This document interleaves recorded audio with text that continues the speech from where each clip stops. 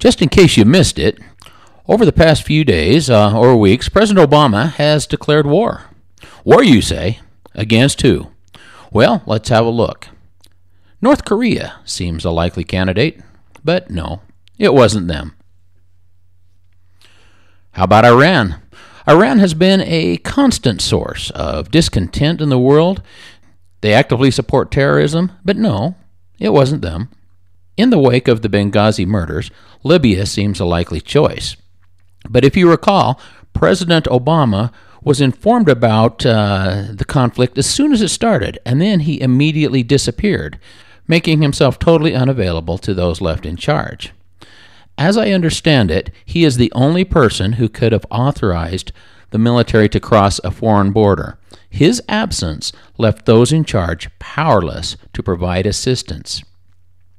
Evidence seems to point out the idea that Obama may have been a player in this conspiracy to commit murder. And while he sat back and did nothing, American heroes died. But no, war was not declared against Libya. Mexico, maybe.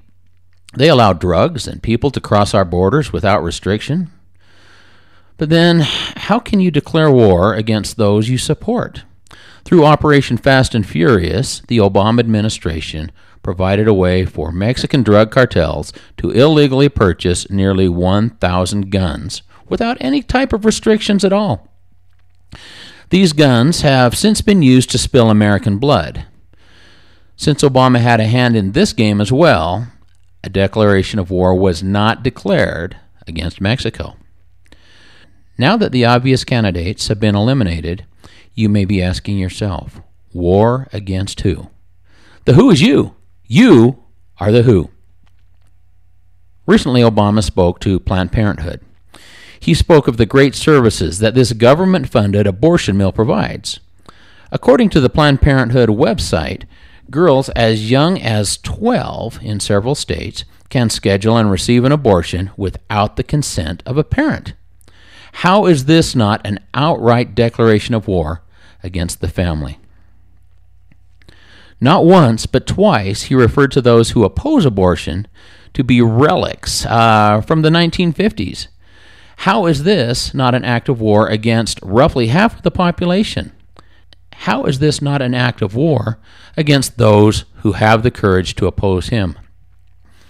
I have seen the horrible and inhumane images of late-term aborted babies.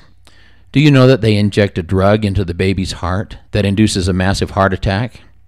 Are you aware that they then reach in with suction and cruel instruments and literally rip the baby into small, manageable parts that can be removed? Do you know that the heart attack drug is not a requirement? Sometimes they start their dismemberment on living babies.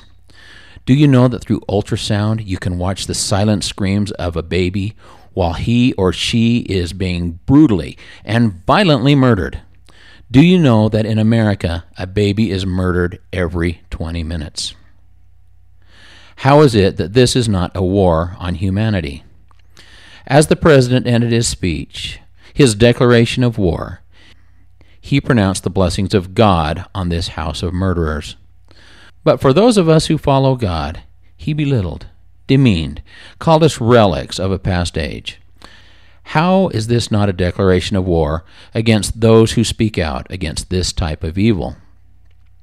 At a speech at the Correspondents' Dinner, Obama declared war again. He suggested that those who financially oppose his agenda should buy an island and call it Nobama. In other words, he's saying, agree with me or get out. He attacked the Senate, suggesting that even something as simple as a proposed toast would die in committee. He laid into Senators Ted Cruz and Rand Paul, and also Representative Michelle Bachmann. Then he took a shot at Congress, indicating that the only thing going on there is absolutely nothing. Finally, he took a poke at all Republicans, saying that we made the sequester happen. For the record, it was his idea, and at the time he proposed it, he committed to veto any action to stop it. Republicans held him at his word. Republicans generally think that it is a minimal step in the right direction. Sadly, Obama made an effort to make sequester cuts where it will hurt Americans the most, so that he can blame the Republicans.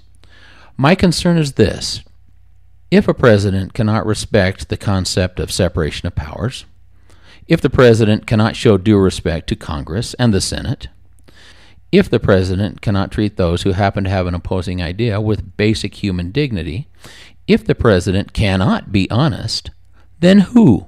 I ask you, then who? How is this not a declaration of war against the American way of life? President Obama recently hired operatives in 19 states to forward his agenda, and this while he is shutting down necessary services and blaming it on the Republican-caused sequester. What exactly is his agenda? Certainly it is not to repair the negative effects of government spending and debt, and the effect that that has on our economy. This, by the way, is the single largest issue facing our nation. His only objective is to buy support for his destructive liberal agenda. Let me say that another way. He is not about fixing what is broke. His only agenda is power and control.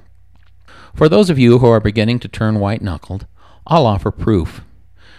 During the last presidential campaign, there were several occasions when Mitt Romney began inching ahead. When this occurred, Obama reversed his opinion on gay marriage. Gay vote bought. Then, when his immigration bill failed, he passed a version of that same bill, but this time with an executive order, even though this was in violation of the Constitution. Hispanic vote bought. Then he pushed through his free medical services for women. Female vote bought. Of these three, which ones did anything to reduce spending or control debt? With the promise of something for nothing, he bought the election. With the same promise, his operatives will continue to push forward the Obama agenda. The underlying truth is that there is no such thing as something for nothing. Working men and women like you and me pay for it all. How is this not a declaration of war against us? You decide.